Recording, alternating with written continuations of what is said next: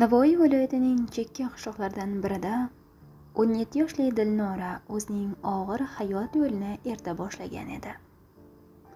Onasi dalada ayollar bilan ishlardi. Otasi esa 2 yil oldin ishlab yurganda tepadan qulab tushib, harakatsiz, nogiron holatga tushgandi. Uyda boshqa suyanchiq qolmagandi.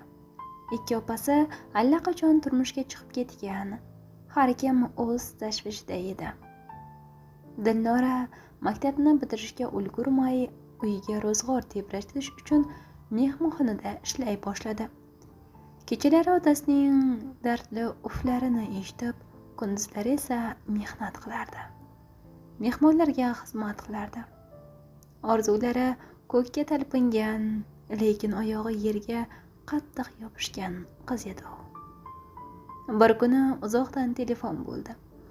Turkiyada ishlayotgan xolavachchasi Nargiza edi. Dilnora, bu yerda juda yaxshi imkoniyat bor. Mehmonxonaga ishchi qidirishyapti. Maoshi ham yaxshi. Sendek ishlashdan cho'chimaydigan qizga ayni muddao, dedi u. Dilnora bir necha kun uxla olmadi. Onasining qarshiliklariga qaramay, oxiri rozi bo'ldi. U otasi va onasining og'irini yengil qilmoq, ro'zg'orni tuzatmoq istagida yo'lga otlandi. Turkiyaga kelgan kuni hammasi boshqacha edi.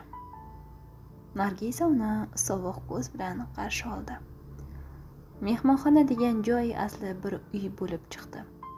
Ertasi esa unga dahshatli haqiqatni aytishdi.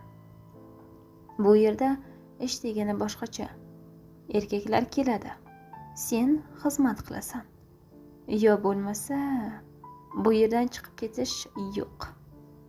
Dilnora avvaliga tushunmadi, lekin keyingi kun urush, tahdid, telefonining tortib olinishi, agar qochsang o'lasan degan so'zlar barchasi uni hushyor qildi. Lekin Dilnora bu qabihlikka bo'yin egmadi. U hayotda hammasini yo'qotishga rozi edi. Faqat nomusni emas.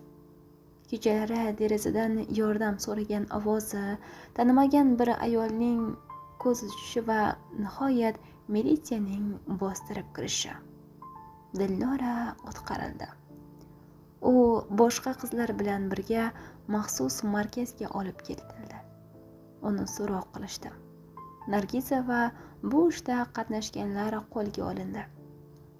O'zbekistonga qaytgach, uni ona bag'riga oldi. Yana mehmonxona, yana mehnat, lekin bu gal u boshqa.